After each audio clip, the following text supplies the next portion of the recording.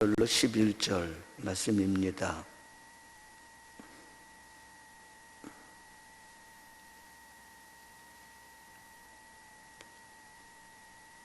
에스라 1장 1절로 11절 말씀을 합독하십니다. 시작.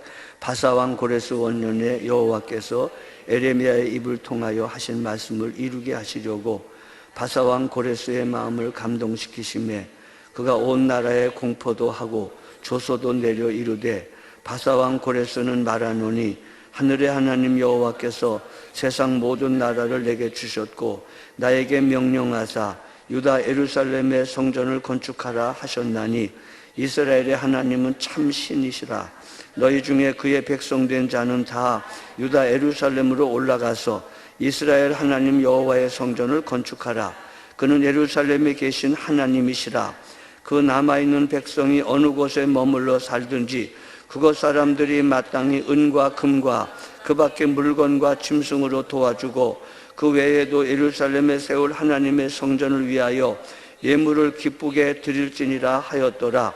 이에 유다와 베냐민 족장들과 제사장들과 레위 사람들과 그 마음이 하나님께 감동을 받고 올라가서 예루살렘의 여호와의 성전을 건축하고자 하는 자가 다 일어나니 그 사면 사람들이 은 그릇과 금과 물품들과 짐승과 보물로 돕고 그 외에도 예물을 기쁘게 드렸더라. 고레스 왕이 또 여호와의 성전 그릇을 꺼내니 옛적에 느부갓네살이 예루살렘에서 옮겨다가 자기 신들의 신당에 두었던 것이라. 바사왕 고레스가 창고지기 미드르닷에게 명령하여 그 그릇들을 꺼내어 세워서 유다 총독 세스바살에게 넘겨주니 그 수는 금 접시가 30개요 은 접시가 1000개요 칼이 29개요 금대접이 30개요 그보다 못한 은대접이 410개요 그 밖에 그릇이 1000개니 금은 그릇이 모두 5400개라. 사로잡힌 자를 바벨론에서 예루살렘으로 데리고 갈 때에 세스바살이 그 그릇들도 다 가지고 갔더라. 아멘.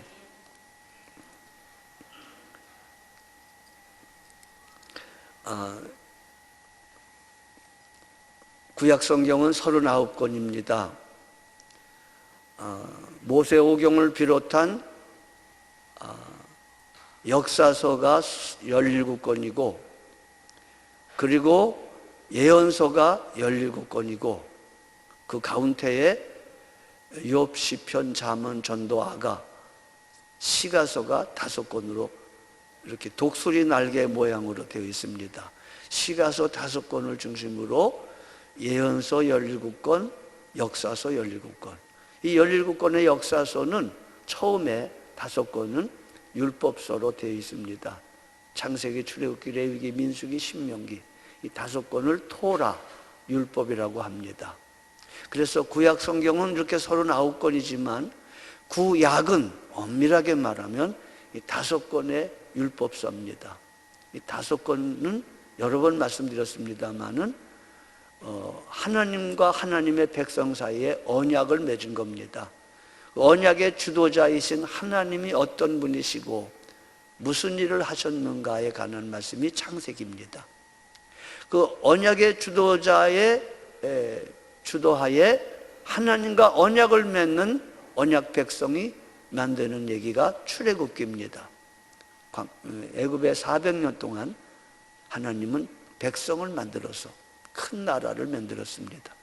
그래서 이제 출애굽기 19장 20장에 이르러 애굽에서 건져내어 시내산에서 언약의 주도자 하나님과 언약의 백성 이스라엘과 언약을 맺었으니 그것을 이름하여 시내산 언약이라고 하고 그걸 기록한 말씀이 레위기입니다. 레위기, 언약서입니다. 그리고 민수기는 그 언약 백성을 광야 40년 동안에 훈련시키는 훈련의 이야기입니다.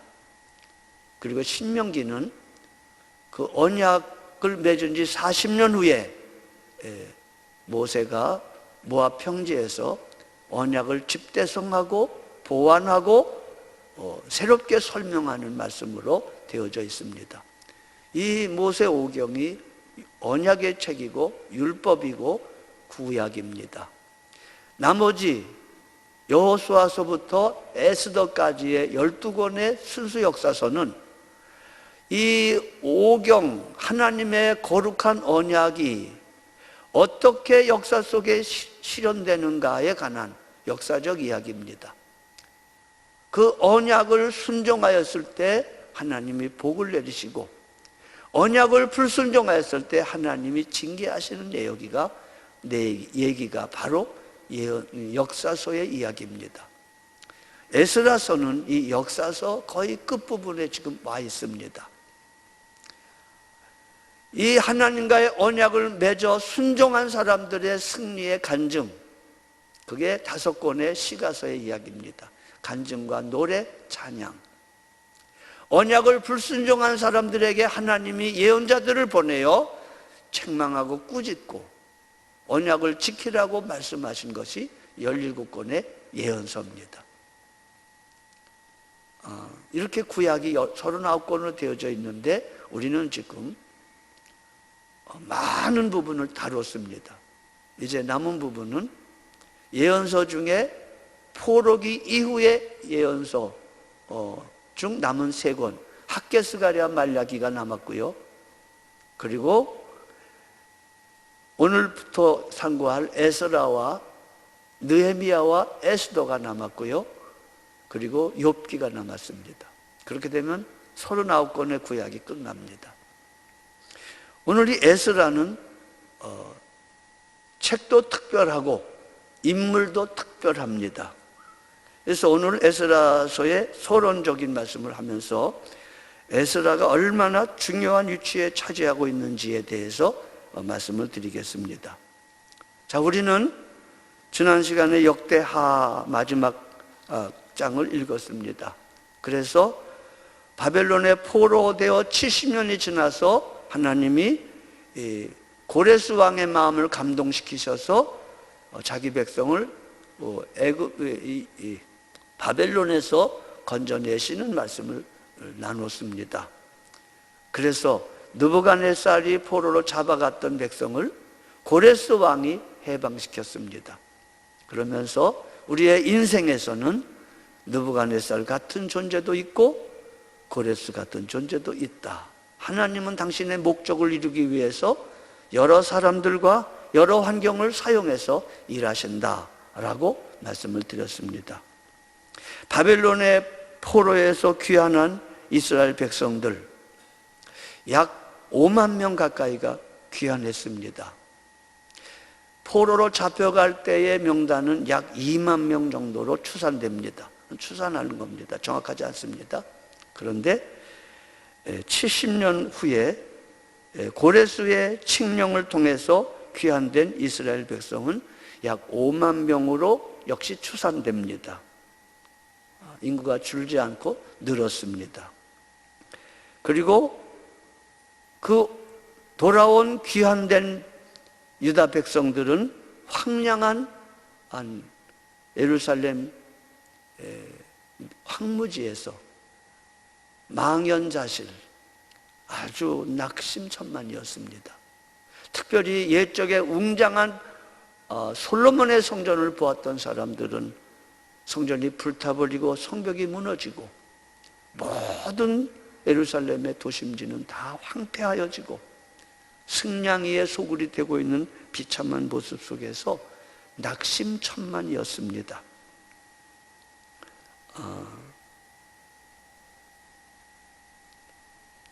외부적인 조건도 그렇지만 내면적인 면에서도 백성들이 여호와 신앙을 떠나 우상을 숭배함으로 하나님의 징계를 받아 하나님을 섬기는 땅 예루살렘에서 떠나 70년의 포로에서 아마득하게 잊어버린 하나님 신앙을 잃어버려서 명실공히 유다 백성들은 민족성을 잃어버리고 하나님의 백성으로서의 정체성을 잃어버리고 사명도 잃어버리고 멸절의 위기에 있었습니다. 바로 그때 하나님이 탁월한 사람 에스라를 보내신 것입니다. 그래서 에스라를 통해서 지난 시간에 이미 말씀드렸던 것처럼 그들의 잃어버린 하나님의 백성으로서의 정체성과 자부심, 그 사명을 고취시키기 위하여 새로운 역사를 기록했는데 그게 역대상하 역사서이고 또 계속해서 에스라서를 기록하게 됩니다. 에스라는 아론의 16대 자손으로 모세의 율법에 익숙한 학자였습니다. 그는 물론 바벨론에서 태어나고 바벨론에서 교육을 받았습니다. 그런데 하나님의 은혜로 이 대제사장 아론의 16대 손 에스라는 하나님의 말씀에 열심히 특심하여 모세의 율법, 아까 말씀드렸던 모세오경의 정통한 학자였습니다. 창세기, 출애굽기, 레위기, 민수기, 신명기, 특별히 레위기와 신명기로 대표되는 하나님의 언약의 율법에 정통하였습니다. 그래서 무엇 때문에 자기 백성이 망했고 무엇 때문에 하나님이 그 약속을 이루셔서 무슨 목적으로 예루살렘으로 귀환시키는가에 대해서 정확하게 알았던 사람입니다. 그래서 그는 무너진 이스라엘 백성들의 신앙적 정체성을 일깨워서 하나님의 말씀을 순종하는 백성, 하나님 앞에 예배하는 백성을 일으키기로 사명을 받았고, 그래서 그는 그 당시에 왕 바사왕 아닥사스다 왕의 총애를 받는 사람으로서 왕의 도움을 받고 허락을 받아 많은 사람들과 함께 두 번째로 포로 귀환의 대열에 섭니다. 포로 귀환은 세 번 이루어집니다. 첫 번째 귀환은 스룹바벨, 여러분 성경을 보시면, 오늘 성경을 보면 세스바살이라는 말이 나옵니다. 세스바살 몇 절에 나오죠?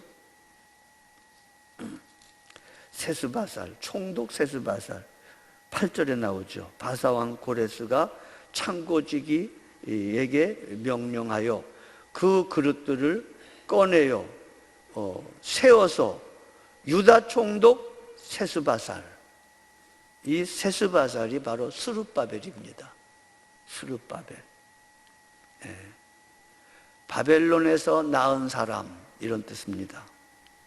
그게 이제 바벨론 어구로 세스바살입니다. 그가 유다 총독으로 임명을 받고 황폐된 유다 땅을 다스렸는데 그 1차 포로 때 이 세스바살과 약 5만 명 가까운 사람들이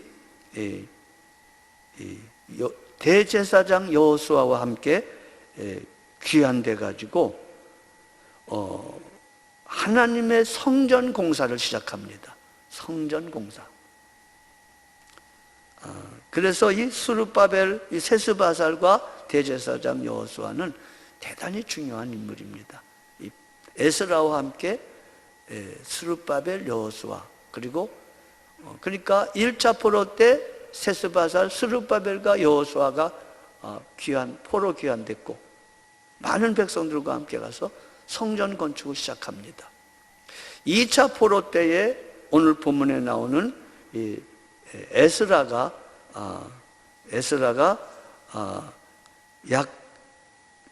남자 약 1,500명과 함께 귀환해 가지고 이 스룹바벨이 성전을 건축했다면 에스라는 성전의 알맹이가 되는 여호와 신앙, 하나님의 말씀, 그리고 거룩한 회개 운동, 이런 것들을 전개했습니다. 그러니까 스룹바벨은 하드웨어를 만들었다면 이 에스라는 소프트웨어를 만들었다고 해석하면 됩니다. 신앙의 핵심, 하나님의 백성의 정체성, 사명, 이런 것들을 고취시켰습니다. 물론 에스라도 성전 건축을 완성하는 일에 아마 관여했을지도 모릅니다. 그리고 3차 귀환 때에 느헤미야가 다시 예루살렘으로 파송됩니다. 이 느헤미야는 예루살렘에 무너진 성벽을 건축합니다. 그래서 이 3차 귀환으로 성전과 그리고 여호와 신앙과 그리고 성벽을 건축하는 재건의 역사가 일어납니다. 에스라는 하나의 모델이 있었습니다. 다윗 왕과 그의 왕조를 모델로 하는, 하나님을 경외하고 하나님께 예배하는, 하나님의 백성을 일으키는 일에 다른 지도자들과 함께 하나님의 성전을 건축하는 일에 협력하고, 특별히 에스라서에 성전 건축에 관한 이야기가 나옵니다. 이것은 에스라가 기록한 것입니다. 그러나 성전 건축의 주역은 아까 말한 것처럼 세스바살과 그 여호수아, 스룹바벨과 여호수아였을 것입니다.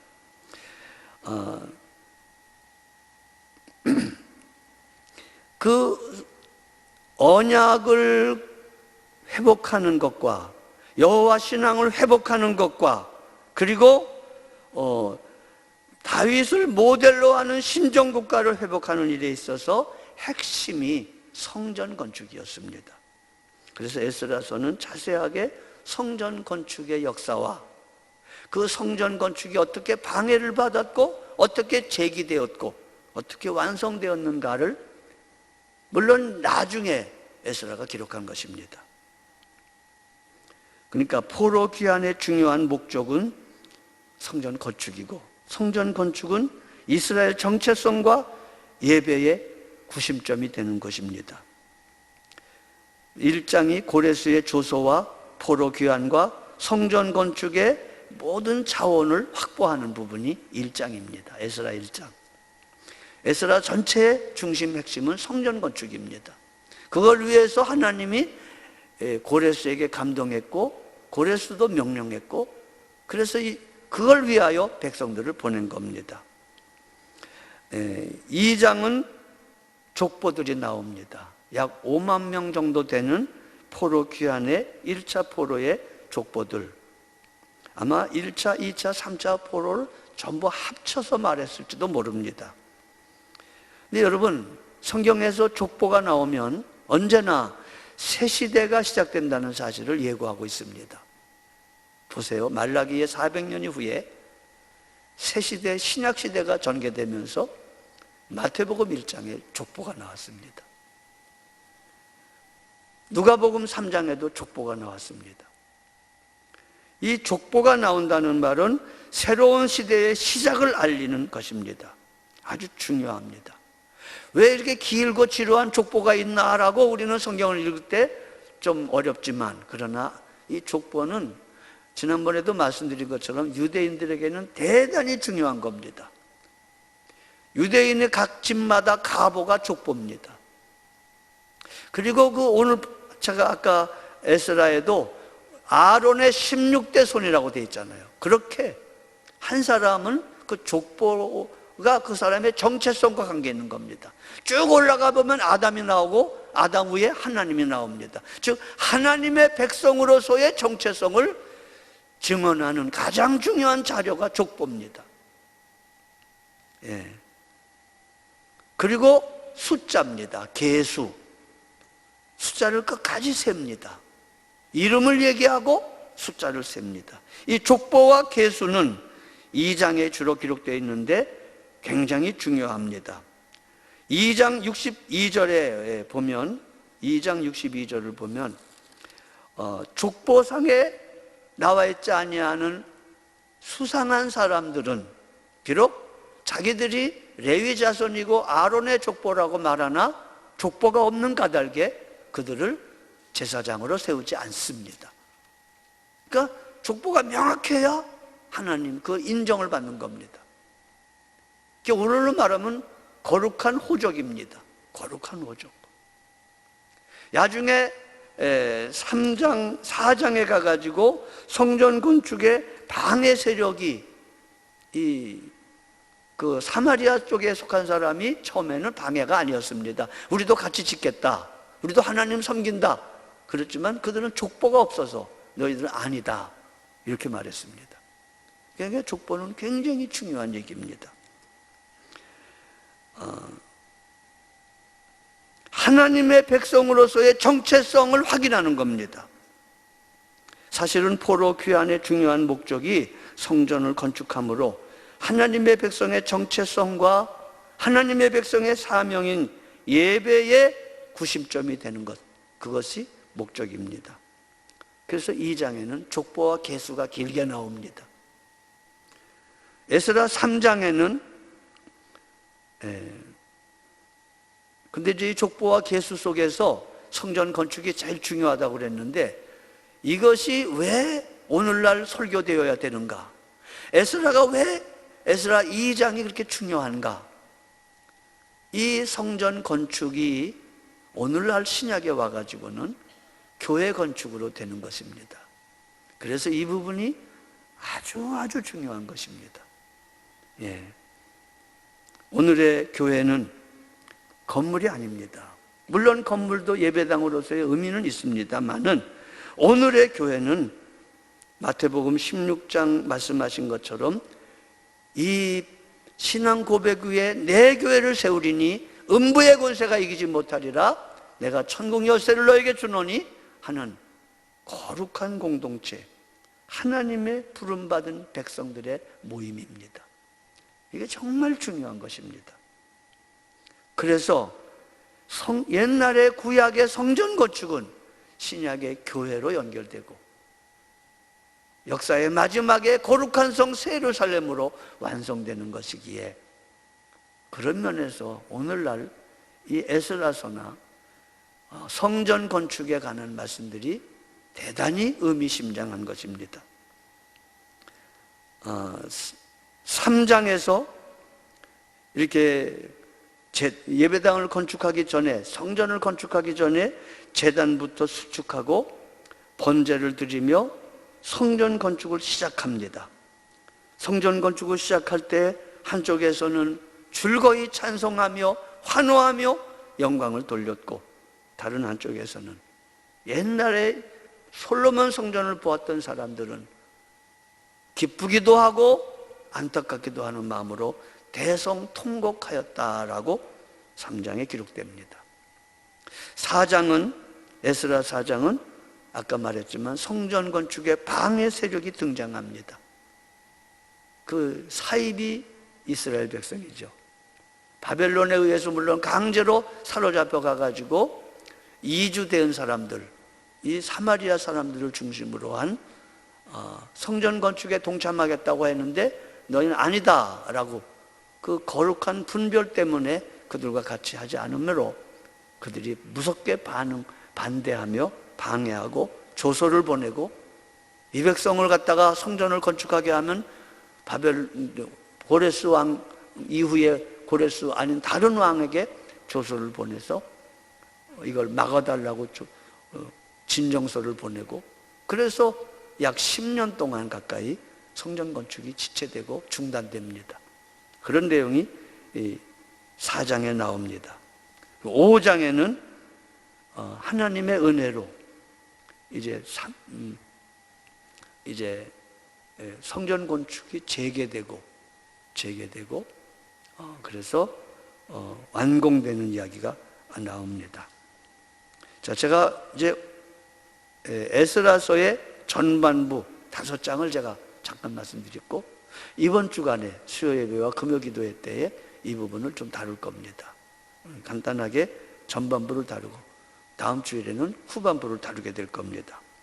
에스라가 뚜렷하게 남긴 거룩한 업적은 예배를 회복하고 성경을 회복한 것입니다.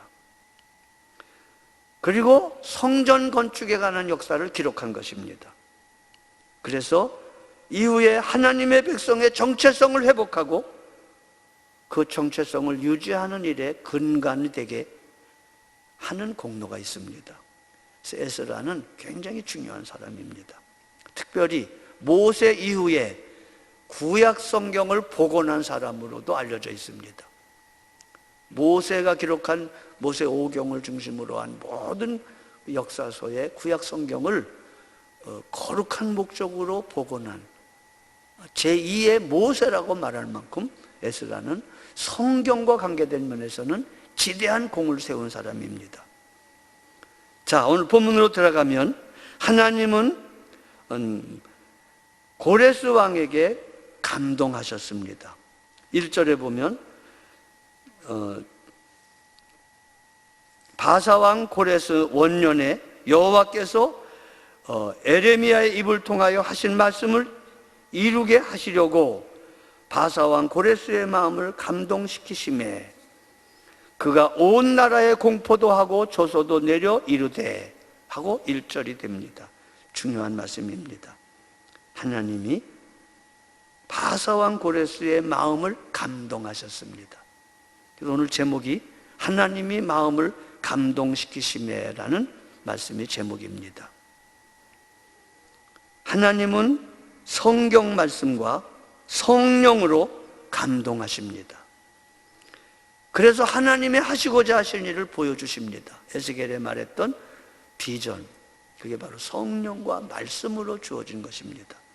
하나님의 일하시는 방법의 첫 번째입니다. 하나님의 일하시는 목적은 그렇게 해서 기록된 말씀을 이루게 하시는 겁니다. 에레미야의 입을 통하여 하신 말씀을 이루게 하시려고 성령으로 고레스의 마음을 감동시키셨습니다. 이것은 하나님이 인격적인 분이라는 증거입니다.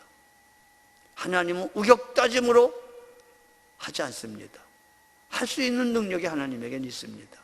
그러나 하나님은 어떤 사람을 통해서 하나님의 일을 하시기를 원하시고, 그럴 때 그 사람에게 감동하시고, 그 사람이 동의하게 하시고, 그 사람이 항복하게 하시고, 그 사람이 순종하게 하셔서 그 사람이 기도하고 순종하는 일을 통해서 인격적인 방법으로 그의 일을 하십니다.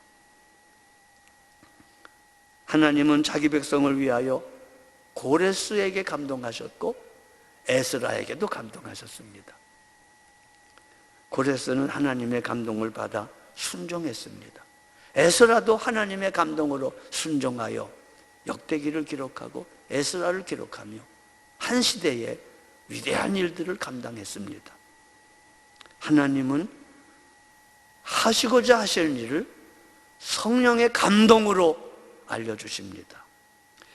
고레스가 그 감동을 받았을 때 순종했습니다. 그래서 조서를 씁니다. 바사왕 고레스는 말하노니 하늘의 하나님 여호와께서 세상의 모든 나라를 내게 주셨고 나에게 명령하사 유다 예루살렘의 성전을 건축하라 하셨나니, 이렇게 말합니다. 고레스가 온 나라에 공포도 하고 조소도 내려 이르되 고레스가 말하노니 하늘의 하나님 여호와께서 세상 모든 나라를 내게 주셨다. 세상 모든 나라를 내게 주신 그 하나님이 내게 명령하시기를 유다 예루살렘에 성전을 건축하라고 명령하셨다. 3절, 이스라엘의 하나님은 참 신이시라. 너희 중에 그의 백성된 자는 다 유다 예루살렘으로 올라가서 이스라엘의 하나님 여호와의 성전을 건축하라. 이스라엘의 하나님, 하늘의 하나님, 이스라엘의 하나님. 다니엘서에 나온 것과 똑같이 느부갓네살을 통해서, 다리오를 통해서 말씀하셨던 하나님이 어떤 분이심을 지금 고레스를 통해서 몇 번이나 반복해서 말합니다. 그분이 나를 향하여 예루살렘 성전을 건축하라고 명령했다. 그러니 그 백성된 너희는 빨리 올라가서 성전을 건축하여라. 그는 예루살렘에 계신 하나님이시라. 그 남아있는 백성, 올라가지 못할 백성들까지도 어느 곳에 머물러 살든지 그곳 사람들이 마땅히 은과 금과 그 밖의 물건과 짐승으로 도와주고, 그 외에도 예루살렘에 세울 하나님의 성전을 위하여 예물을 기쁘게 드릴지니라 라고, 올라가는 사람과 올라가지 못할 사람까지도 어느 곳에 있든지 예루살렘 성전을 건축하는 일을 위하여 기쁘게 도우라, 그렇게 명령합니다. 이게 4절까지의 말씀입니다. 고레스에게 감동하셨고 고레스에게만 감동하지 않았고 고레스의 명령을 들었던 모든 유다 백성들, 이스라엘 백성들에게도, 이 명령을 들은 사람들에게도 하나님이 감동하셨습니다. 그래서 고레스의 명령을 받은 백성의 지도자들도 하나님의 마음에 감동을 받았다라고 5절과 6절, 여러분 눈으로 보시기 바랍니다. 오늘 본문 5절과 6절에 보면, 이에 유다와 베냐민 족장들과 제사장들과 레위 사람들과 그 마음에 하나님께 감동을 받고 올라가서 예루살렘의 여호와의 성전을 건축하려고 하는 자가 다 일어났다. 그 마음에 감동을 받아 올라가서 예루살렘의 여호와의 성전을 건축하고자 하는 자가 다 일어나서 그 사면 사람들이 은그릇과 금과 물품들을, 짐승과 보물을 돕고 그 외에 예물을 기쁘게 드렸더라라고 고레스 왕의 명령을 그대로 순종합니다. 근데 그 순종하는 모든 지도자들도 하나님의 감동을 받았다라고 표현합니다. 아까 말한 것처럼 1차 포로 귀환 자, 2차 포로 귀환 자, 3차 포로 귀환 자, 스룹바벨과 여호수아, 에스라, 느헤미야, 이런 사람들을 통해서 성전이 건축되고 성벽이 건축되고 그 성전의 내용이 되는 여호와 경외하는 말씀과 예배가 회복되는, 즉 이스라엘의 정체성이 회복되는, 즉 신약에 와가지고 교회가 회복되는 그런 거룩한 모습이 기록되어 있습니다. 여러분, 하나님은 감동하시는 하나님이십니다. 오늘 설교의 말씀의 결론입니다. 하나님은 당신의 존재와 당신의 뜻을 끊임없이 우리에게 말씀하시고 성령으로 감동하시는 하나님이십니다. 예수를 믿어가면서 하나님의 말씀과 성령으로 감동을 받는 일이 있는 자는 복된 사람입니다. 수십 년을 믿어도 하나님이 그렇게도 많이 감동하셨건만 감동인지 알지도 못하고 하나님이 내게 말씀하셨다는 것도 알지도 못하며 멍멍하게 믿는다면 참 불행한 사람입니다. 하나님은 끊임없이 말씀하시고 끊임없이 감동하셔서 여러분과 저의 인생에 개입하시고 놀라운 일을 이루시려고 하는데 우리가 둔해서 하나도 받지 못했다면 불쌍한 일입니다. 하나님은 감동하시는 분이시요 숨지 아니하시는 분이십니다. 시편 30편 20절로 21절에 너의 하나님은 숨겨지지 아니하시는 분이다. 너희가 길을 걸어갈 때에 내 뒤에서 음성이 들려 이르기를 이 길은 정로가 아니니 이 길로 가라 라고 들려지게도 말씀하시는 분이십니다. 그렇습니다. 하나님은 감동하심으로 은밀한 일을 드러내십니다. 창세기 41장 33절에 38절에 바로 앞에 선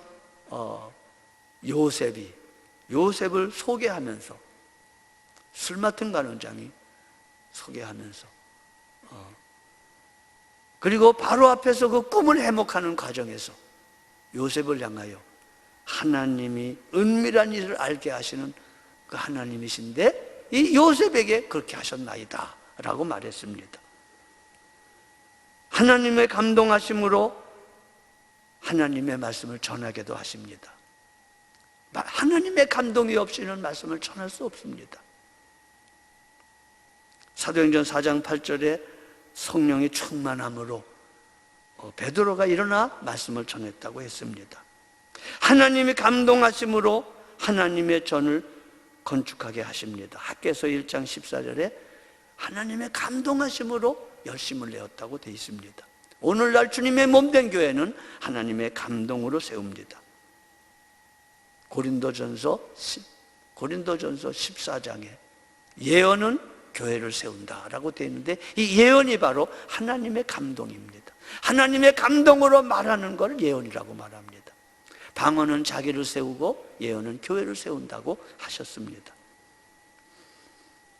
결정적인 이야기는 하나님의 감동으로 성경을 기록하셨습니다. 이거는 끝난 얘기입니다만 디모데후서 3장 16절에 모든 성경은 하나님의 감동으로 된 것으로 교훈과 책망과 바르게 함과 의로 교육하기에 유익하니, 성경 기록 자체가 하나님의 감동으로 된 것입니다. 이제 성경과 같은 완벽한 감동이 아니라, 새로운 성경을 쓰라는 이단이 아니라, 이 성경의 범위 안에서 우리가 어떻게 살아야 될 것인가에 관하여 우리의 인생에 개입하시는 하나님은 늘 성경의 내용에 근거해서 우리를 감동하십니다. 이것을 하나님 음성 듣는 삶이라고 말합니다.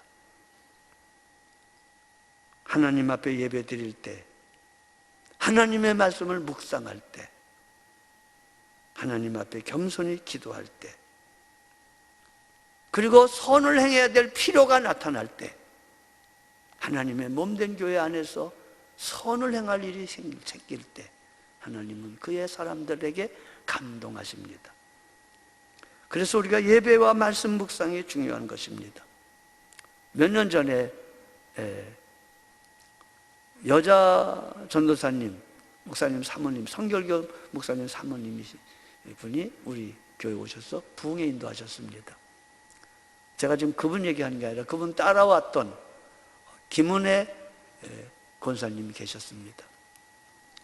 그분이 1시간 간증하셨습니다. 그 집회 시간에 1시간 간증하셨는데, 그 간증할 때 이런 얘기를 하셨습니다. 미국에서도 있었고 오랫동안 하나님 사역을 하며 지금도 그 전도사님, 그 사모님을 돕고 있는 분인데, 이렇게 얘기해요. 교회 안에서 어떤 필요가 생길 때, 그래서 목사님이 어느 집사님에게 집사님 할만하시니까 이거 좀 감당하시죠 라고 말했는데 그분이 안 하더래요. 그래서 그분이 안 하니까 그게 자기에게 왔다. 그런 일들을 늘 얘기하시면서 이상하게 하나님은 왜 나에게 감동을 하시는지 모르겠대요. 그래서 남의 눈에 안 보이는 게 보이고 남의 귀에 안 들리는 게 들리고 남의 마음에 감동이 없는 게 자기는 감동이 되더래요. 그게 못 견뎌서 남의 할 것까지도 내가 한다고, 그런 간증을 하신 거 들으신 기억 나실 겁니다. 그게 어떻게 보면 참 불편한 얘기입니다. 그렇죠? 그 감동이 있으면 그 감동이 나를 불편하게 만들죠. 돈이 들어가죠, 마음이 들어가죠, 신경을 써야죠, 대가를 지불해야죠. 하나님이라는데 다 필요한 것들 아닙니까? 근데 얘 자기에게만 그렇게 예민하게 감동하는지 모르겠다고. 처음에는 그게 좀 부담스러웠을지도 모릅니다. 근데 그게 복이라고 그렇게 간증하셨어요. 어마어마하게 하나님 복을 주셔서 그 전도사님, 그 강사님을 미국에서부터 와가지고 이렇게 도와주고 모든 일을 이렇게 협력하는 일, 거룩한 일에 수용 들고 있노라고. 그렇습니다, 여러분. 하나님은 감동하십니다. 말씀을 통해서, 기도를 통해서, 거룩한 일을 통해서 감동하십니다. 참 중요한 얘기입니다. 하나님의 감동은 부담이 아니고 복입니다. 오늘도 하나님은 감동하십니다. 누군가를 감동하십니다.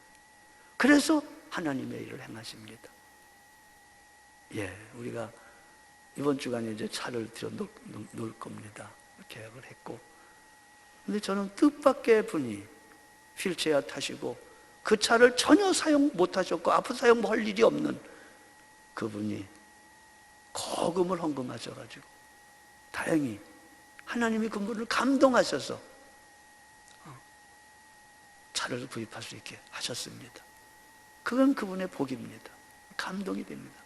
예배당 건축할 때도 그렇게 많은 부분을 감당하셨는데 그게 복입니다, 여러분. 네?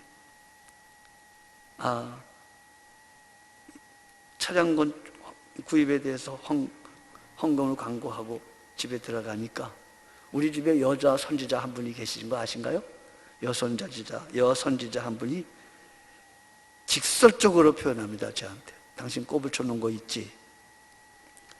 그동안 그 양반이 상고 나왔기 때문에 상고 나온 여선지자 그분이 내가 다 알아, 이번 기회에 싹 내놓으라는 거예요. 그래서 이건 명분이 있는 거예요. 그래서 내가 속으로 참 속일 수도 없다, 남의 주머니에 있는 돈까지도 아는구나. 근데 여러분, C.S. 루이스라는 사람이 악마의 유혹이라는 책을 썼습니다. 거기에 그 재미난 얘기가 나옵니다. 어느 한 사람이 도서관에 갔습니다. 도서관에 가서 책을 고르는 중에 거룩한 감동이 왔습니다. 경건한 서적을 읽으라는 겁니다. 어렸을 때 교회 생활하고 오랫동안 안 했는데 성경과 관계된 경건한 서적에 대해서 손길이 자꾸 가게 하셨습니다. 그래서 이제 그걸 펴서 읽으려고 막 그러는데 점심시간이 됐어요. 그 속에서 속삭이는 소리가 들리더래요. 밥 먹고 해라. 이거 이따 읽을 수 있지 않냐. 밥 먹고 해라. 밥 먹는 게 급하다. 그래서 밥을 먹고 다시 그걸 하려고 그랬더니 뭐 바쁜 일이 생기고 또 다른 생각이 나가지고 어물어물 늦추다가 그 도서관에서 나오게 되었습니다. 결국 그 책을 읽지 못하고 나오게 되었습니다. 나오고 집으로 들어가는 버스 속에서 이 사람은 아무 일도 안 일어난 것 모양 태연히 가는 겁니다. 그런데 그 옆에서 악마가 미소를 지었다. 악마가 미소를 지었다. 거룩한 감동을 소멸시킨 겁니다. 데살로니가전서 5장 16절로 17절 18절을 우리가 다 압니다. 항상 기뻐하라, 쉬지 말고 기도하라, 범사에 감사하라. 근데 19절을 잘 모릅니다. 19절은 이렇게 되어 있습니다. 성령을 소멸하지 말라. 성령을 소멸하지 말라. 성령의 감동을 소멸하면 안 됩니다. 여러분 신앙생활 하면서 하나님이 우리에게 감동을 주십니다. 고레스에게도 감동을 주셨고 고레스의 명령을 받은 지도자들에게도 감동을 주셨고 에스라에게도 감동을 주셨고 모든 선한 일을 위해서 하나님은 감동하십니다. 하나님의 감동은 복입니다. 그러기 위해서 우리는 깨어 있어야 됩니다. 헌금만 많이 하고 그런 얘기 아닙니다. 우리의 모든 신앙생활에 부모님을 공경할 때나 사랑하는 자녀에게 어떻게 할 때나 거룩한 일을 할 때에 하나님의 감동을 줍니다. 지혜를 줍니다. 그 감동이 지혜고 그 감동이 놀라운 일들을 이루어냅니다. 우리의 헛된 인생을 헛되지 않은 인생으로 아름답게 만들어내는 일에 하나님은 고레스를 감동하시듯 오늘 우리를 감동하십니다. 그러기 위해서 우리는 깨어 있어야 됩니다. 감동받는 게 두려우십니까? 마치 전철에서 노인이 앞에 설까봐 눈 감고 자는 척하면서 그냥 있는 것처럼 그렇게 사시렵니까? 아니요. 하나님의 감동을 정면으로 받아 그 감동을 따라 반응하고 순종하는 일은 복된 일입니다. 아무쪼록 여러분 깨어서 하나님과 친밀한 관계를 유지하셔서 하나님의 감동, 성령의 감동에 예민하시기를 바랍니다. 그래야 범사에 감사하고 항상 기뻐하고 쉬지 말고 기도하는 복된 삶을 살 수 있습니다. 그래야 여러분의 인생을 통해서 하나님의 통치가 이루어지고 하나님을 뚜렷하게 나타내는 은혜가 함께 하실 줄로 믿습니다. 일어나시겠습니다. 기도하시겠습니다. 하나님 아버지, 하나님께서 고레스를 감동하심에 자기 백성을 회복시키는 거룩한 일을 시작하셨나이다. 하나님 오늘도 지극히 작은 사건에 대해서 지극히 작은 한 사람에게 감동하심으로 놀라운 일을 이루시는 하나님, 우리의 심령에 하나님을 사모하는 마음을 주시고 사랑하는 마음을 주시고 하나님과 친밀해짐으로 하나님의 감동을 항다반사로 받는 우리가 되게 하옵소서. 우리 구주 예수 그리스도의 대속하신 은혜와 하나님 아버지의 사랑하심과 주 성령님의 교통하심이 모두에게 함께 하시기를 축원하옵나이다. 아멘.